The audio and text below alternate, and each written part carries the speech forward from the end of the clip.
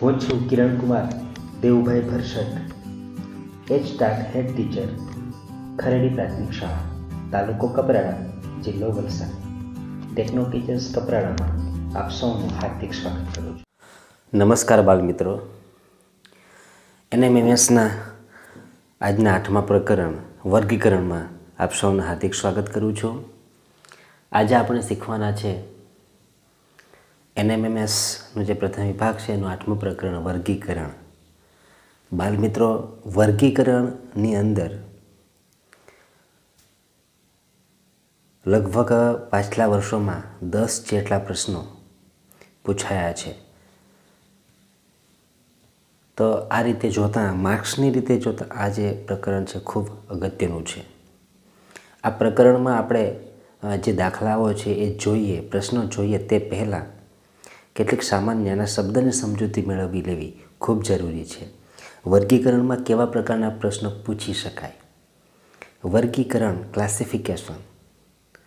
વર્ગીકરણ કરવું એટલે છૂટું પાડવું. કેવું છૂટું પાડવું? આ જે પ્રકારના પ્રશ્નો હોય છે બાળ દોસ્તો, આની અંદર એક 4 શબ્દોનું જૂથ આપેલું હોય છે. આપણે આગળ પ્રશ્ન જોઈશું એટલે તમને ખબર પડી જશે. 4 શબ્દોનું જૂથ આપેલું હોય છે અને એ જે આખું 4 શબ્દોનું જૂથ છે એ 4 શબ્દોમાંથી કોઈ એક શબ્દને બાદ કરતા બાકીના જે 3 શબ્દો છે એના ગુણો સામાન્ય હોય અથવા તો કેટલાક ગુણો એના મળતા આવે અને પરિણામે 4માંથી 3 શબ્દો અલગ તરી આવે અને એક શબ્દ અલગ તરી આવે. તો આ રીતના 4 શબ્દોનું એક જૂથ જે છે એમાંથી 3 શબ્દોને અલગ કરી એકને છૂટું પાડવાની જે પ્રક્રિયા છે એ વર્ગીકરણ એને કહેવામાં આવે છે. ઉદાહરણ તરીકે હું તમને અત્યારે એક મૌખિક પ્રશ્ન કહું છું. કેરી, સફરજન, કેળા, ગુલાબ, આ 4 શબ્દો છે. બાળમિત્રો, આ 4 શબ્દો તમે સાંભળ્યા. આ 4 શબ્દોમાંથી કેરી, સફરજન, કેળા, ગુલાબ, આ 4 શબ્દોમાંથી સામાન્ય લક્ષણ હોય, બધામાં જ હોય એવા લક્ષણો ધરાવતા 3 શબ્દો કયા છે? તો આમાંથી બાળ દોસ્તો 3 શબ્દો છે કેરી, સફરજન અને કેળા. આ 3 જે છે વસ્તુઓ છે, ખાવાની વસ્તુઓ છે. એ 3 ખાવાની વસ્તુઓ ફળ છે. બાકીનું છેલ્લું જે ગુલાબ છે એ ફૂલ છે. બરાબર છે?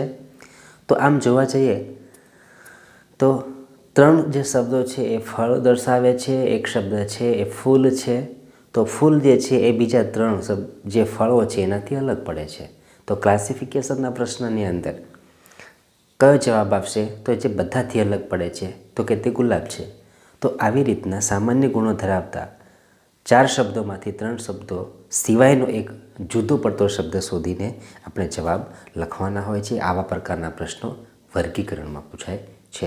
તો બાળ દોસ્તો, આપણે કેટલાક પ્રશ્નો જોઈએ અને આપણે આ વર્ગીકરણનું જે પ્રકરણ છે એને સારી રીતે સમજીએ, જેથી બાળમિત્રો તમને 10 જેટલા ગુણોનું પૂછાય. પાછલા 2019ની NMMSની કસોટીમાં 10 ગુણનું પૂછાયેલું છે. તો આ રીતે જોતાં આ પ્રકરણ આપણા માટે ખૂબ અગત્યનું છે. એટલા માટે બાળ દોસ્તો, આ વિડીયો તમે છેલ્લે સુધી ખૂબ ધ્યાનથી જોજો.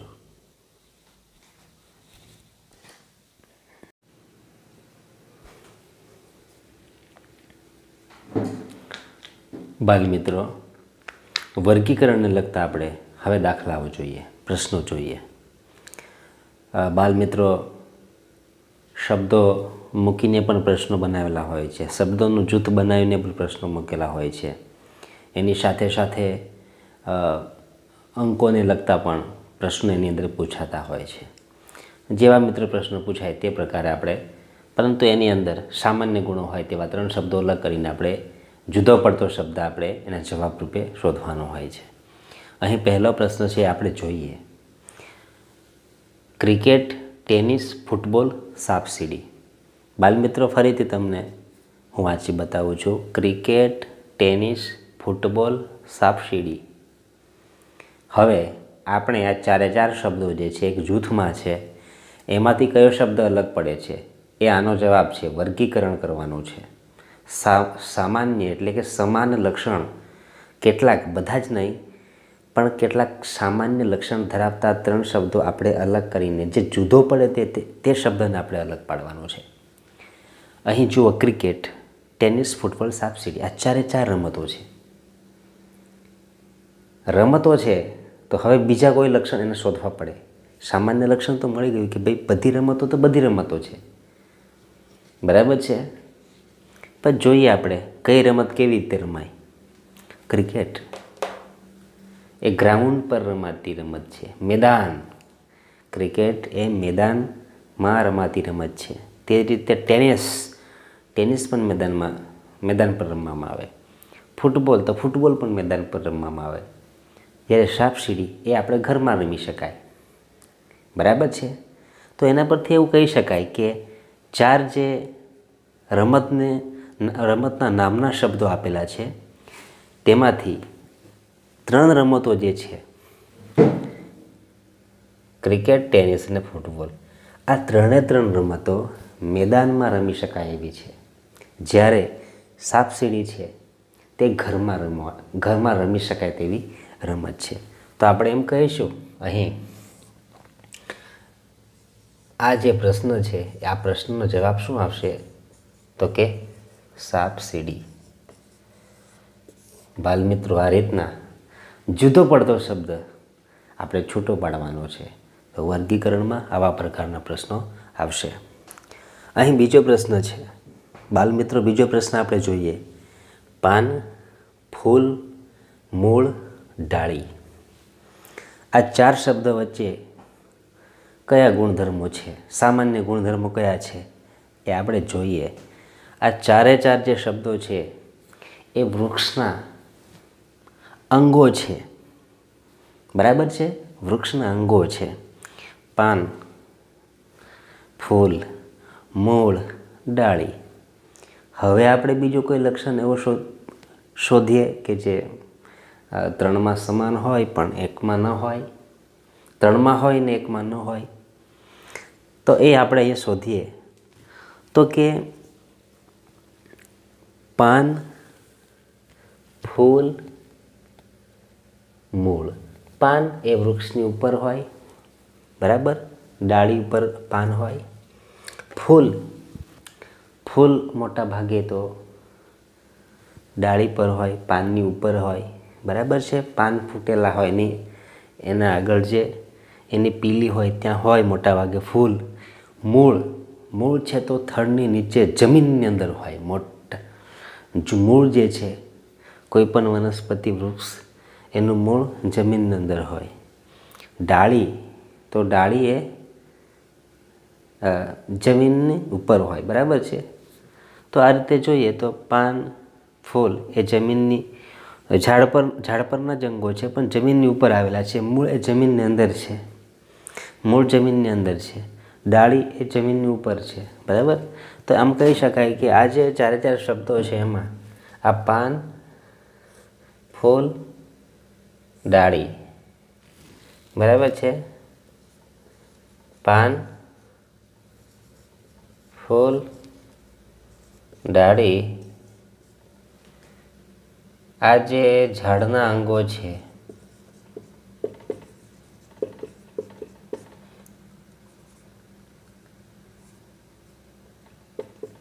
ઝાડની ઉપર આવેલા છે. જ્યારે મૂળ એ જમીનની અંદર આવેલું છે. જેથી આનો જવાબ શું આવશે? મૂળ. કે મૂળ જમીનની અંદર છે, બાકીના જે 3 અંગો છે એ જમીનની ઉપર છે. તો આ રીતે અહીં જે 4 શબ્દો છે એમાંથી મૂળ શબ્દ એ અન્ય 3થી અલગ પડે છે. તો એનો જવાબ આપશે મૂળ. અહીં તમે જુઓ, ત્રીજો પ્રશ્ન છે વર્ગીકરણને લગતો. બાલમિત્રો, આવા પ્રકારના પ્રશ્નો કંઈ ખાસ અઘરા નથી હોતા, પણ ઘણી વખત એવું હોય છે કે બધા જ જે વિકલ્પો હોય, શબ્દોના જૂથ હોય, એ બધા શબ્દો ઘણી વખત આપણને સરખા લાગે. તો એવા સમયે આપણે નિર્ણય લેવો હોય તો એના વિશેનું થોડુંક પાયાનું જ્ઞાન જરૂરી. એવું માત્ર નથી કે સામાન્ય પાયાનું જ બેઝિક મીન્સ જેમ આપણે પહેલાં પ્રશ્ન જોઈએ કે ફળ આપેલા હોય અને એમાંથી ફૂલ અલગ કરવું હોય, આવું તો કોઈ પણ કરી શકે. પરંતુ જ્યારે એથી વિશેષ થોડા લક્ષણોને ઓળખીને એનું જૂથ પાડીને શબ્દ અલગ આવતો હોય, એ તારવવો હોય, તો આપણી પાસે જે થોડુંક બેઝિક જ્ઞાન તો હોવું જોઈએ, થોડુંક પાયાનું જ્ઞાન આપણી પાસે હોવું જોઈએ. એ થોડાક આ પ્રશ્નમાં તમને શીખવાનું મળશે કે કેવા પ્રકારના જે શબ્દોના જૂથમાંથી અલગ આપણે શબ્દ પાડવાનું છે. અહીં બાલમિત્રો જુઓ, પહેલો શબ્દ છે મોર, બીજો છે પેંગ્વિન, ત્રીજું ચકલી, ચોથું કાબર. આમ પહેલી દ્રષ્ટિએ જોવા જઈએ તો સામાન્ય ગુણ શું છે એમાં? આ બધા પક્ષીઓ છે. આ બધા જ ચારે ચાર નામો પક્ષી જૂથના છે. તો પક્ષી તો બધામાં સામાન્ય ગુણ છે જ. કોઈ 3માં હોય ને કોઈ 1માં ન હોય, એવો આપણે ગુણ શોધી કાઢવાનો છે. તો એના માટે તો આપણે વિચારવું પડશે. બાલમિત્રો, આ ચારે શબ્દો છે એમાં તમે જોશો મોર. આ મોર આપણા વિસ્તારમાં જોવા મળે જ છે, તમે બધા જોયું જ છે. રંગબેરંગી પીછાવાળું મોટું પક્ષી છે, ઉડી શકે છે, બરાબર. જંગલમાં જોવા મળે. પેંગ્વિન, બાલમિત્રો તમે ટીવી પર જોયું હશે કદાચ. અત્યારે તો મોબાઈલનો જમાનો છે એટલે તમે એમાં યુટ્યુબ પર અથવા તો તમે એના પિક્ચર્સ પણ જોયા હશે. પેંગ્વિન એ ખૂબ દેખાવડું પક્ષી જાતિનું એક સજીવ છે. આ પેંગ્વિનની વિશેષતાઓ એ છે કે પેંગ્વિન એ પક્ષી જાતિનું છે ખરું, પરંતુ તે ઉડી શકતું નથી. પેંગ્વિન ઉડી શકતું નથી. એ એક જગ્યાએથી બીજી જગ્યાએ જવું હોય તો દોડીને જ જાય, બરાબર છે. એનું શરીર એવું છે ભરાવદાર કે એ પોતાના શરીરને પાંખની મદદથી એ પોતે ઉડી શકતું નથી. ચકલી આગળ છે. એ ચકલી અને આ પેંગ્વિન દરિયા કિનારે જાય મોટાભાગે. દરિયા કિનારે છે મોટાભાગે ને, એ દરિયા કિનારે જોવા મળે. ચકલી એ જંગલનું પક્ષી છે. ચકલી ઘરમાં પણ હોય, જંગલમાં પણ જંગલી ચકલી પણ આવે. ચકલી એક સામાન્ય અન્ય પક્ષીઓની જેમ જ છે. કાબરથી પણ આપણે બધા પરિચિત છીએ. તો બાલમિત્રો, આ ચારમાં તમે જુઓ ને કયો શબ્દ અલગ પડે, કયું પક્ષી અલગ પડે છે, બરાબર છે. તમને કીધું તેવું કે આ જે ચારે ચાર પક્ષીઓ છે એમાં મોર, ચકલી અને કાબર. મોર, ચકલી, કાબર ઉડી શકે છે.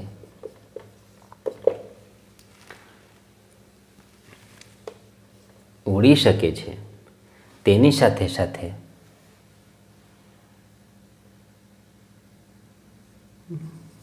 બાકીના પક્ષીઓ જંગલમાં રહે.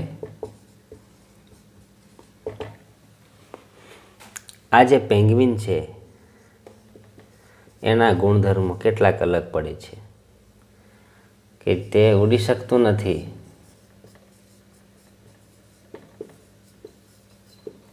અને તેની સાથે સાથે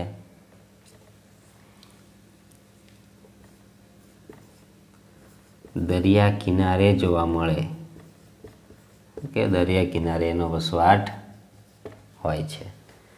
તો બાલમિત્રો, આનો જવાબ આવશે પહેલાં આ ત્રીજા પ્રશ્નનો તો પેંગ્વિન. બાકીના બધા જ જંગલમાં રહે છે અને ઉડી શકે એવા છે પક્ષીઓ. પેંગ્વિન એ ઉડી શકતું નથી અને દરિયા કિનારે જોવા મળે, બરાબર છે.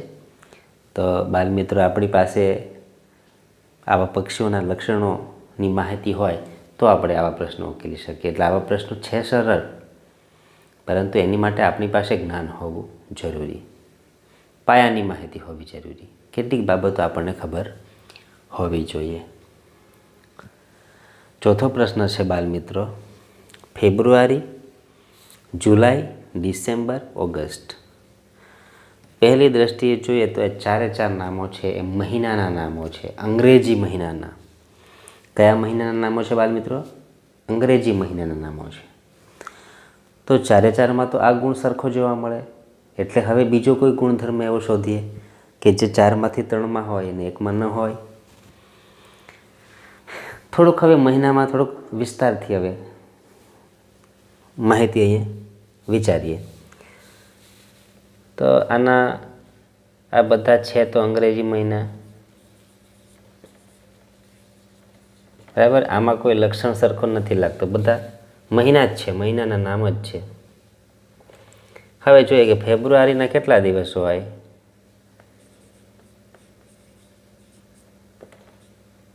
28 હોય અથવા તો 29 હોય, બરાબર. લીપ વર્ષ હોય 29 હોય દિવસ. દર 4 વર્ષે લીપ વર્ષ આવે. એ પછી આપણે આગળ જોવાના છે, કેલેન્ડરને લગતા પ્રશ્નોમાં આપણે જોઈશું. જુલાઈ મહિનાના કેટલા દિવસો આવે બાલમિત્રો? તમે ગણી જુઓ. ખ્યાલ ન હોય તો સરસ મજાની ટ્રીક છે. આ રીતે હથેળી વાળવાની. અહીંયા ઉપર આપણે ઉપસેલો ભાગ છે એટલે જાન્યુઆરી, ફેબ્રુઆરી, માર્ચ, એપ્રિલ, મે, જૂન, જુલાઈ પછી ફરીથી અહીંથી જ એના પર જ August, September, October, November, December. હવે ઉપર જે આવે ને એમાં 31 દિવસ, તો જાન્યુઆરી 31 દિવસ આવે. નીચે એટલે ફેબ્રુઆરી, એમાં 28 કે 29 હોય. ઉપર એટલે માર્ચ 31, નીચે 30 એપ્રિલના, ઉપર મે 31, જૂનના 30, જુલાઈના 31, ફરી ત્યાં જ ઓગસ્ટ એના 31, સપ્ટેમ્બર 30, ઓક્ટોબર 31, નવેમ્બર 30, ડિસેમ્બર 32, બરાબર. ડિસેમ્બર 31. તો આમ જોવા જઈએ તો આ જુલાઈ પણ 31નો મહિનો છે, ડિસેમ્બર પણ 31નો મહિનો છે, અને જે ઓગસ્ટ છે એ પણ 31નો મહિનો છે. તો આપણે એના પરથી એવું નક્કી કરી શકીએ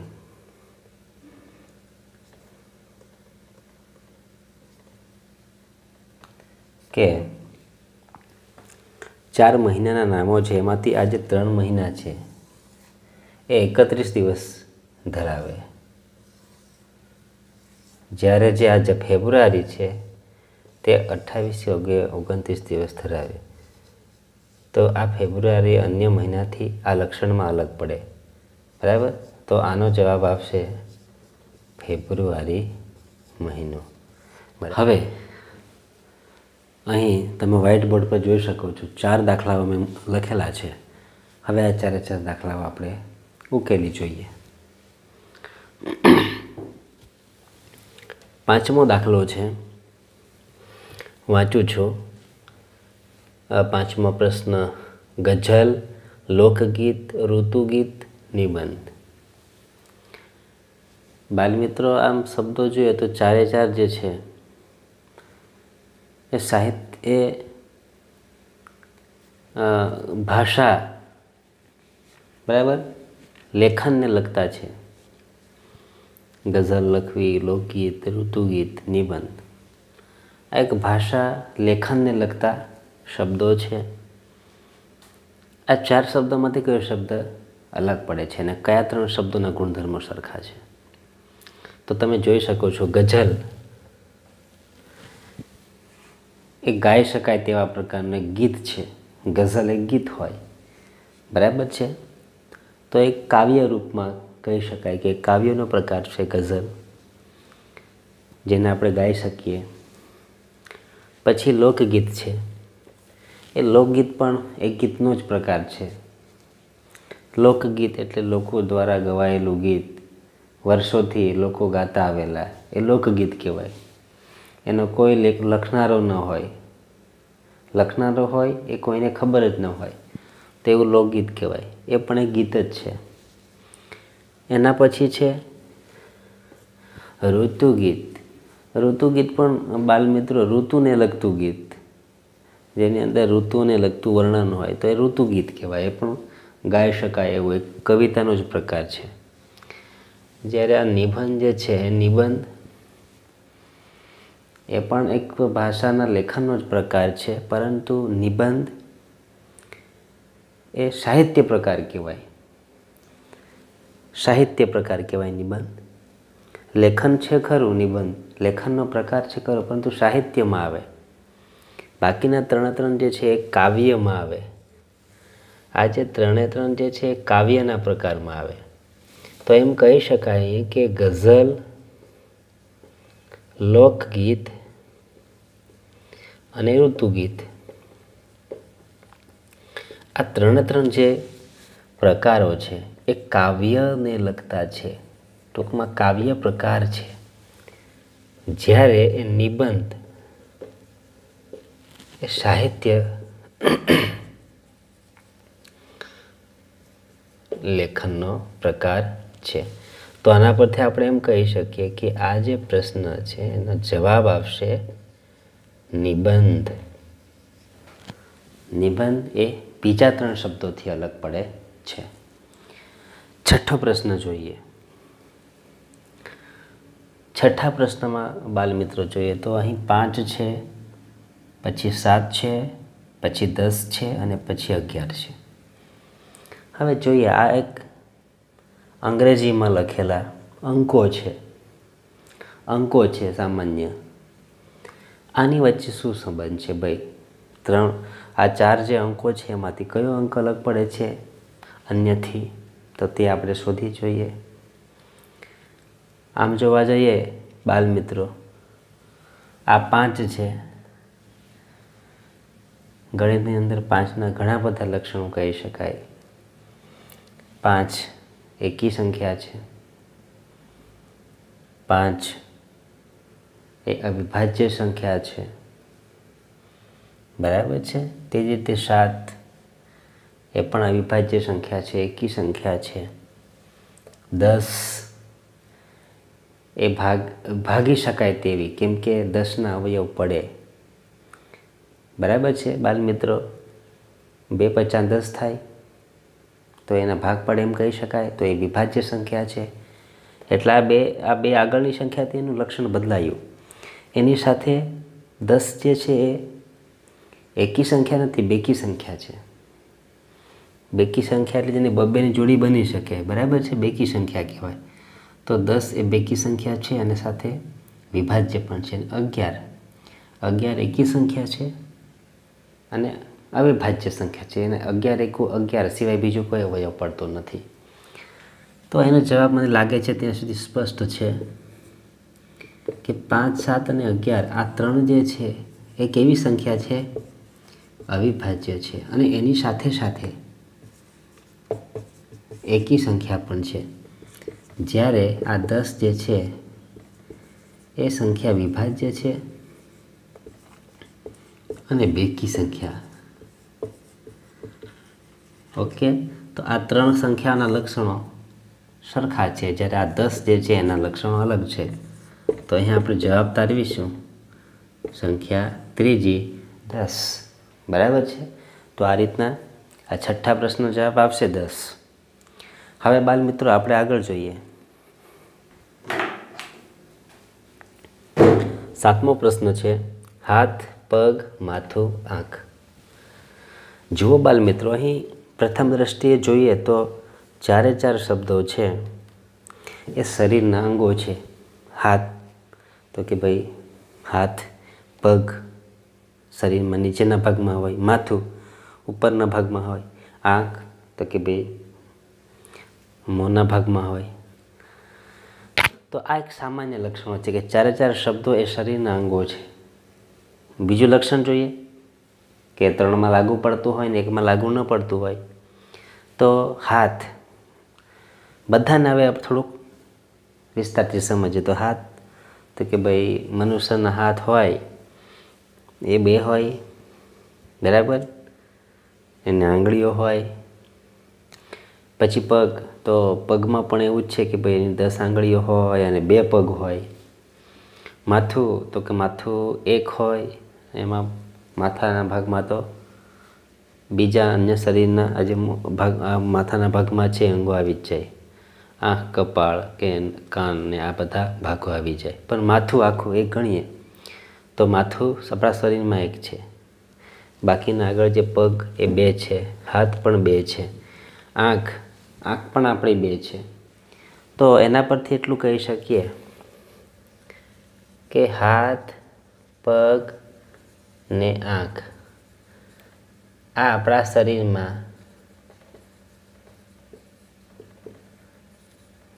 બેની સંખ્યામાં છે, જ્યારે માથું છે એ એક જ છે. તો એના પરથી કહી શકીએ કે આ ત્રણના લક્ષણો સરખા છે, જ્યારે માથું એ અલગ પડે છે.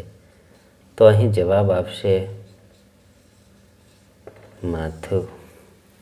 ખૂબ સરળ છે, પણ વિચાર માગી લે તેવું છે. ઘણી વખત આપણને કદાચ કન્ફ્યુઝ થઈ જવાય, બરાબર છે, પણ આ રીતે આપણે વિચારવાનું છે. આ એકમાત્ર પ્રશ્ન આપણા માટે ઉદાહરણરૂપ છે.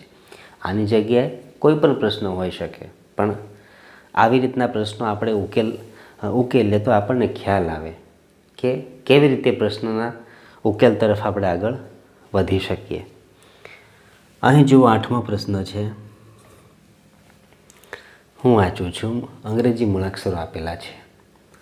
ACMN OQ XZ. જોઈએ હવે આપણે એમના વચ્ચેનો સંબંધ. તો બાલમિત્રો, આ એક અંગ્રેજી મૂળાક્ષરો છે, બધા પહેલી ABCDમાં જ છે. હવે થોડુંક આપણે એના પછી જોઈએ. આ તો સામાન્ય લક્ષણો છે, પણ હજી વિસ્તારથી જોઈએ. A તો કે પહેલા નંબરે આવે, પછી C છે, તો A પછી એક B છોડીને પછી C આવે. તો અહીંયા કહેવાનો મતલબ એ છે કે A અને C જે છે એની વચ્ચેનો B એક ગાયબ છે, બરાબર છે? હા ને, આ રીતના છે.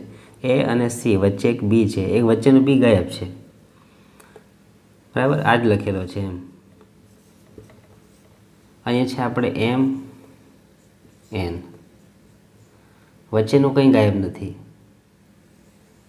બરાબર? વચ્ચેનું કોઈ ગાયબ નથી, MN જ છે. OQ, O કન્ટિન્યુ બોલીએ ABCD, તો OPQ વચ્ચે P આવે છે, તો વચ્ચે P. તો એમ કહી શકીએ કે O અને Qની વચ્ચે કોણ છે? P છે. હવે આગળનો જે આપણે એક બીજું જૂથનો શબ્દ છે અહીંયા, X અને Z વિકલ્પો, એના વિશે આપણે જોઈએ તો XZ. એમાં પણ જોવા જઈએ તો X, Y ને Z. અહીંયા પણ એક વચ્ચેથી મૂળાક્ષર નીકળી ગયેલ છે, Y. તો આપણે આમ જોવા જઈએ તો આ જે 4નું જૂથ છે એમાં પહેલું જૂથમાં વચ્ચેનો એક મૂળાક્ષર લોપ થયેલ છે, એક છોડીને પછી બીજો મૂળાક્ષર આવે. બીજા નંબરનું છે એ કન્ટિન્યુઅસ છે, MN. ત્રીજા નંબર છે એમાંથી પણ વચ્ચેથી એક ગાયબ છે, અને ચોથામાંથી પણ એક ગાયબ છે. તો એમ કહી શકીએ કે આ બધા વિકલ્પોમાં અલગ કોણ પડે છે કે બીજો વિકલ્પ MN, કે જે એના મૂળાક્ષરો છે કન્ટિન્યુ ક્રમમાં આવે છે, બાકીનામાં વચ્ચે એક છોડીને પછી બીજું મૂળાક્ષર આવે છે. તો આવા પ્રકારના વર્ગીકરણના લગતા પ્રશ્નો આવે છે, બરાબર છે? એટલે અલગ અલગ ટ્રીકથી અલગ અલગ પ્રકારના જેવા પ્રશ્નો હોય તેવા પ્રકારના આપણે ટ્રીકનો ઉપયોગ કરીને, આપણા જ્ઞાનનો ઉપયોગ કરીને આવા પ્રકારના પ્રશ્નો ઉકેલી શકાય. 9મો પ્રશ્ન જે છે એમાં 4 વિકલ્પ આપેલા છે. મિત્રો, આ 4 વિકલ્પો હું વાંચી જાઉં છું. એ નંબરનો છે Manmohan Singh, B Mahatma Gandhi, C Narendra Modi, D Rajiv Gandhi. તમે જોઈ શકો છો આ બધા જ જે છે એક રાજકીય ક્ષેત્રના ભારતના ખૂબ ઊંચા ગજાના મનુષ્યો છે એમ કહી શકાય. છતાં પણ એમની વચ્ચે જે સંબંધો છે એના આધારે આપણે જોઈએ. એ નામોને થોડુંક સમજી લઈએ. મનમોહનસિંહ, બાલમિત્રો, મનમોહનસિંહ એ આપણા દેશના વડાપ્રધાન હતા. નરેન્દ્રભાઈ મોદી વડાપ્રધાન બન્યા તે પહેલાં આપણા દેશના વડાપ્રધાન મનમોહનસિંહ હતા. બીજા નંબરે છે મહાત્મા ગાંધીજી. મહાત્મા ગાંધીજી આપણા ભારતના રાષ્ટ્રપિતા કહેવાય. બરાબર છે। સી નંબર પર છે એ નરેન્દ્ર મોદી। નરેન્દ્રભાઈ મોદી સાહેબ જે છે એ આપણા ભારતના વર્તમાન સમયના વડાપ્રધાન છે, હાલના અત્યારના વડાપ્રધાન છે। અને જે ડી વિકલ્પ છે રાજીવ ગાંધી, રાજીવ ગાંધી પણ આપણા ભારતના વડાપ્રધાન રહી ચૂક્યા છે। તો આ ચાર શબ્દો તમે ધ્યાનથી જુઓ તો આમાંથી 3 વ્યક્તિઓ જે છે વડાપ્રધાન, ભારત દેશની વડાપ્રધાન પદ પર રહી ચૂકેલા છે। જ્યારે એક જે છે મહાત્મા ગાંધીજી, એ મહાત્મા ગાંધીજી ભારતના વડાપ્રધાન નથી બન્યા। હા, ભારતના રાષ્ટ્રપિતા કહેવાય છે, પરંતુ ભારતના વડાપ્રધાન પદ એમણે પ્રાપ્ત કર્યું નથી। તો આ દ્રષ્ટિએ જોવા જઈએ તો આ 3 જે નામો છે એ વડાપ્રધાન પદ ધરાવતા હતા। નરેન્દ્રભાઈ મોદી સાહેબ તો અત્યારે પણ વડાપ્રધાન પદે છે, પણ આ 3 જે વ્યક્તિઓ છે એ વડાપ્રધાન એમને બનવાનું સૌભાગ્ય પ્રાપ્ત થયું છે। મહાત્મા ગાંધીજીને એ સૌભાગ્ય મળ્યું નથી। તો આપણે એમ કહેવાય કે વિકલ્પ એ તે મનમોહન સિંહ, નરેન્દ્ર મોદી અને રાજીવ ગાંધી એ વડાપ્રધાન પદે રહી ચૂકેલા છે, જ્યારે મહાત્મા ગાંધી વડાપ્રધાન પદે રહેલા નથી। એ પદ એમને મળેલ નથી આજ સુધી। તો અહીં જવાબ આપશે મહાત્મા ગાંધી। આ મહાત્મા ગાંધીજી એ અન્ય 3 શબ્દોથી અલગ પડે છે। તો આ રીતના આ 9મા પ્રશ્નમાં જવાબ આવશે બી, મહાત્મા ગાંધીજી। હવે આપણે આગળનો છેલ્લો જોઈએ, 10મો પ્રશ્ન। તો 10મા પ્રશ્નમાં છે એ વિકલ્પ મુંબઈ, બી છે અમદાવાદ, સી કોલકાતા, ડી લખનઉ। હવે આપણે જોઈએ આ 4 એક ભારતના શહેરો છે અને ખૂબ મોટા મોટા શહેરો છે। મુંબઈ, દિલ્હી, કોલકાતા, લખનઉ આ બધા શહેરો છે। જોઈએ હવે એમના બીજા લક્ષણો જોઈએ, વિશેષતાઓ જોઈએ। મુંબઈથી શરૂઆત કરીએ તો કે મુંબઈ એ મહારાષ્ટ્રનું શહેર એક છે। મુંબઈને બોલિવૂડ કહેવામાં આવે। બોલિવૂડ ફિલ્મ નિર્માણ માટેનું ભારતનું, વિશ્વનું તો લગભગ બીજા નંબર પર આવે છે। સૌથી વધારે ફિલ્મો બને આપણે મુંબઈમાં। હિન્દી ફિલ્મ ઉદ્યોગ અહીં ખૂબ સારો વિકસેલો છે અને મુંબઈ એ મહારાષ્ટ્રનું પાટનગર છે। મહારાષ્ટ્ર રાજ્યનું પાટનગર મુંબઈ છે। મહારાષ્ટ્રનો બધો વહીવટ રાજ્યનો એ મુંબઈ અહીંથી થાય। તો આ રીતના મુંબઈ એ મોટું શહેર છે, મહારાષ્ટ્રનું પાટનગર પણ છે। બી જોઈએ અમદાવાદ।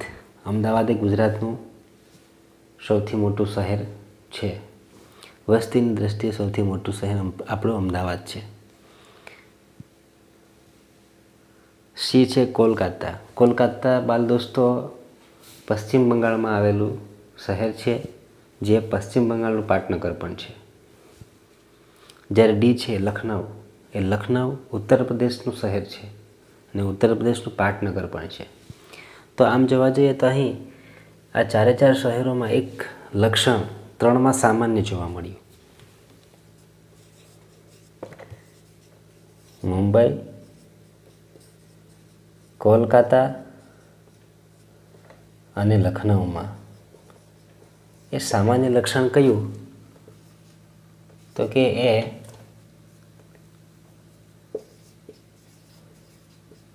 રાજ્યોનું પાટનગરનું શહેર છે।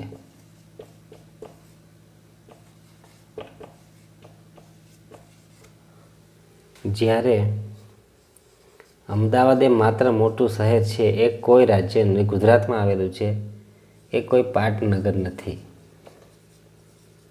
બરાબર છે। તો આ ત્રણેયથી મુંબઈ અને કોલકાતા અને લખનઉથી અમદાવાદ અલગ પડે છે। તો આ 10મા પ્રશ્નનો જવાબ આપશે અમદાવાદ। બાલમિત્રો, આ રીતના વર્ગીકરણના પ્રશ્નોમાં આ સિવાય પણ અલગ અલગ પ્રકારના પ્રશ્નો પૂછાઈ શકે છે। તમે વધારે મહાવરા કરજો અને વર્ગીકરણના પ્રશ્નોમાં કેવી રીતે એનો ઉકેલ મેળવવાનો છે એના વિશે તમને ખ્યાલ આવી જ ગયો હશે. આપણને જે 4 શબ્દો આપવામાં આવેલા હોય એ 4 શબ્દોમાંથી સમાન ગુણધર્મ ધરાવતા 3 શબ્દોને આપણે સાથે રાખીને જે એનાથી વિખૂટો અલગ પડે છે એવા પ્રકારનો ચોથો શબ્દ શોધી કાઢીને 3માંથી ચોથો શબ્દ 4 શબ્દોમાંથી 3નું જૂથ અને અલગ પડતો એક શબ્દ જે છે એ શોધી કાઢીને આપણે જવાબ રૂપે એમાં આપણે પરીક્ષામાં લખવાનું હોય છે. તો આ રીતના વર્ગીકરણ ખૂબ સરળ પ્રકરણ છે, પરંતુ મેં કહ્યું તેમ આપણી પાસે જો થોડુંક પાયાનું જ્ઞાન હોય તો એવા પ્રકારના પ્રશ્નો આપણે ખૂબ સહેલાઈથી ઉકેલી શકીએ છીએ. સમય બચતની સાથે સાથે આપણે 10 જેટલા જે ગુણો છે એ ગુણો આ પ્રકરણમાંથી મેળવવાના છે. તો બાળ દોસ્તો, વધારે મહેનત કરજો આ પ્રકરણમાં. ફરીથી આપણે મળીશું, ત્યાં સુધી મને વિદાય આપો. વિડીયો જોવા બદલ આપ સૌનો ખૂબ ખૂબ આભાર.